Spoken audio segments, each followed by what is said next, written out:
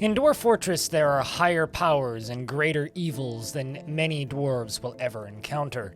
The pull to dig too deeply is naturally ingrained in any dwarf's psyche. However, not many will actually dig deep enough to truly encounter the horrors that lie beneath the soil. Similarly, scattered around worlds generated in Dwarf Fortress are secret locations filled with dark menaces. And with that, we begin our most recent tale of the creatures that exist in Dwarf Fortress. But keep in mind, everything in this video contains massive spoilers. You've been warned. In this video, we are covering demons. Demons are procedurally generated creatures who inhabit the Underworld. These immense, malicious, and formidably powerful beasts are among the most powerful enemies in the game. Demons inhabit the Underworld, and they are randomly generated, creating a unique fun for every player. Examples of possible demons include giant centipedes made of ash that hunger for blood, eyeless mosquitoes that spit toxins, and emaciated fruit bats with giant clicking mandibles. A number of different types of demons are created during world generation, closely related to the world size, and it can be directly controlled with the advanced world gen tools. All demons share certain traits. They are supernatural, fanciful creatures, evil-aligned, and in classic mode they are represented by an ampersand, with a randomized color. In premium, they are represented by various randomly generated sprites which are very akin to the Forgotten Beasts. They are able to swim and breathe in water and magma, and destroy buildings. Furthermore, they are immune to traps, fear, pain, nausea, stunning, exertion, dizziness, fevers, fire, and any sort of poison, and have fixed body temperature, and thus are unaffected by extremes of heat and cold, and even made of materials that would suggest otherwise. Finding them is maybe a bigger challenge in the current game, as in order to actually discover the Underworld, you have to dig piece by piece through the studded gem walls and adamantine tubes in the depths of the magma sea. However, once you find the adamantine wall and dig through the center, there is a pretty good chance you will inevitably discover the Underworld. A small hole will open up down deep into the depths of the bottommost areas in Dwarf Fortress, where you can see purple glowing pits of the eerie Underworld. Demons receive large bonuses to every physical attribute, except agility, and to the mental attributes of focus and willpower.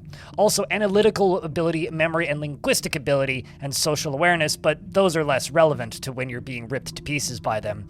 Many, but not all demons are capable of flight, and they possess a wide variety of special attacks, including webbing, fire breath, poisonous appendages, and toxic spittle, or poison breath. Inorganic, or zombie demons are especially difficult to kill. They can be killed by bisection, decapitation, or pulping via blunt weapons. Demons of each species can be all genderless, all male or all female, or both male and female castes. The latter can breed. If given enough time, all demons are born adults and immediately reach their full size after being born, and they have a pet value of 2,000, but cannot be tamed. And you are rather unlikely to capture one.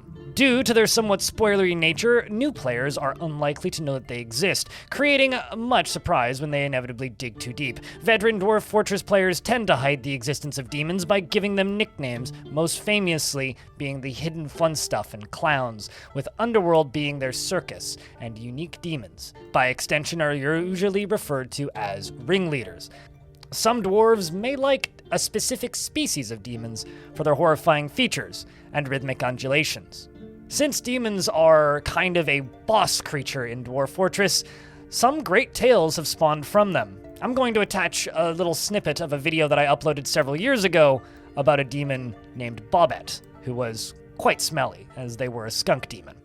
The dwarves of Diverth had such riches and wealth, they only knew how to dig deeper to gather more and discovered greater treasures and power.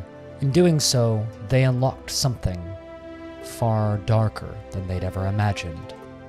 The dark creature, Bobbitt, would invade Diverth in the year 214, causing more death than any dwarf could ever imagine.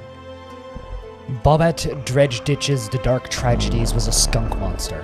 He was the only one of his kind, an enormous noseless skunk, twisted into humanoid form.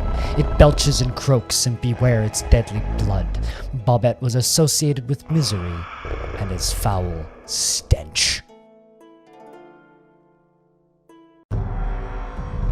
In the year of the pickaxe, 214, Dive Earth dug too deep and breached the great underworlds. Moment after, our unlucky miner cracked the seal into the dark, musky, dimly lit blackness of the underworld. A horrible croak and roar could be heard as Bobbitt lurched awake from his slumber. The monster devoured the miner and began the bloody assault of Dive Earth. Bobbitt had an army of 49 demons and 100 goblins in tow, a force so vile it could outmatch any foe. They would overwhelm the local militia, and Atir Floorletter, the commander, and led the defense, but it would be in vain. Bobbitt would cut her down and consumed her corpse and left the rest impaled on steel spikes. By the end of mid-spring 214, the Nightmare of Coiling, led by Bobbitt, defeated the still mansion of the Fence of Drums and took over Dive Earth. The new site government was called the Unnameable Amazements. Now, of course, you might think that this is a place where the tale ends. But no, this is only the beginning. Dwarves, you may want to grab another round. The bar is still open. Well, it always is. We're dwarves, after all. Certain types of demons, those described as twisted into humanoid form, will occasionally escape the underworld. This happens by the aid of a deity, matching that particular demon's sphere through a ritual conducted with an artifact slab.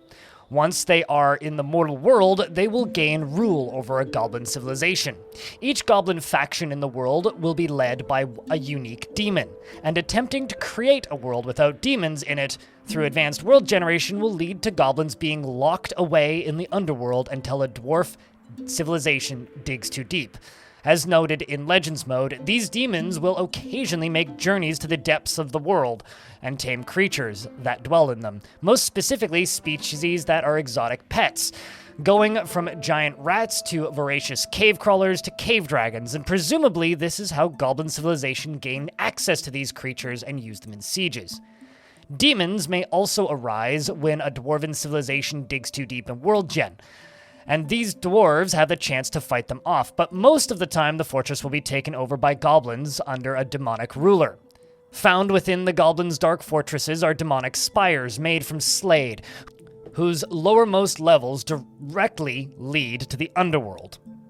They will also create Slade vaults, whose treasure is guarded by incredibly powerful and dangerous angels.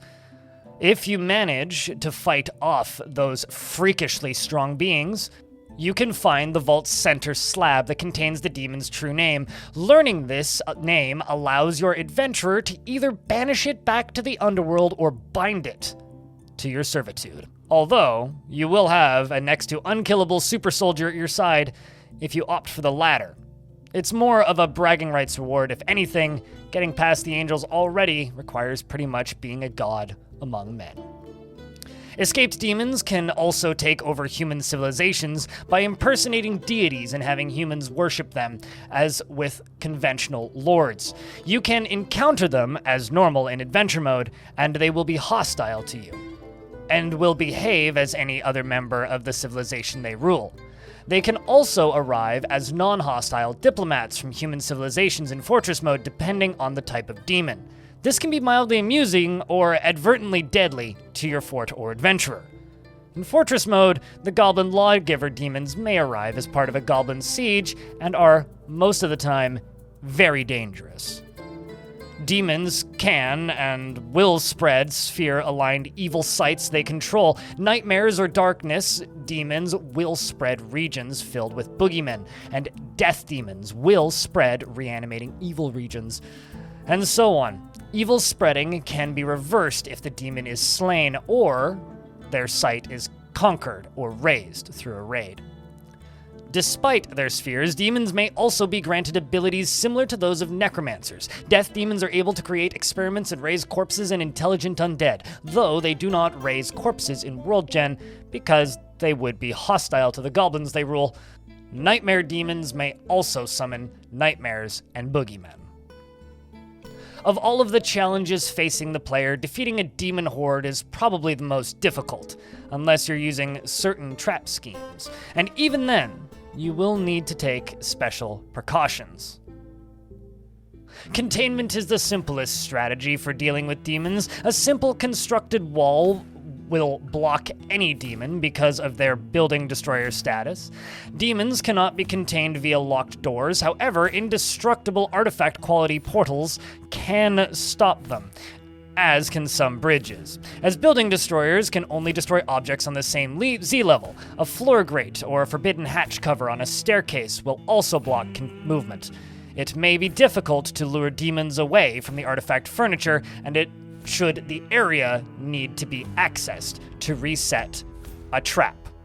If using bridges, be aware that any raising bridge that lands on a demon will deconstruct, and that demons can easily have natural temperatures greatly exceeding the melting points of steel or iron, leading to the deconstruction as they pass over them. Because of their vast numbers, containment is an important part of any attempt to defeat them. Fighting 2 groups of 25 demons is much easier than fighting 1 group of 50. When using forbidden hatches to control the flow of demons, note that some demons can be spawned with can open doors to not be set. So once you unforbid the hatch, not only the demons that can open doors will go through, the ones that can't will remain behind the hatch, even if it is passable. Unfortunately, once the wave of demons has been dealt with, it's not over yet. Syndrome-bearing dust and blood may litter the battlefield, and your survivors can easily be difficult to isolate and contain. Some dwarves may carry burning items back from their encounters with very hot demons, and survivors should all pass through a shallow pool of water to wash them and their equipment, if anything dangerous, and to douse any flames, and any path used for the fight is best abandoned and walled up. Demons will continue to enter the Underworld from its map edges, as wildlife do on the surface, but pass differently from the initial wave, content to wander through the Underworld, even should a simple, unobstructed path exist into your fortress. In the next video, I will be covering angels, which are the great creatures of the vaults. Angels can be found in adventure mode primarily, and occasionally in fortress mode, but are significantly less common in the current game. Thank you very much for watching this video, as per usual. I just wanted to note that I guess I should, mispronounce words like satyr more often, because it really increased the interactions on the last video. I genuinely had never heard anybody say that out loud before, so I apologize on the pronunciation there. That's my bad. But I do want to say thank you to everybody who's been watching this series so far. I'm very kind of keen on it. It's been a lot of fun to make. These videos have been quite enjoyable to put together and not too time intensive on my end, so I just wanted to say thank you very much to everybody who's spent time listening to these videos, and I hope to see you in the next one. Of course, if you'd like to support me, you can do that via Patreon or by becoming a YouTube member. Thanks for watching.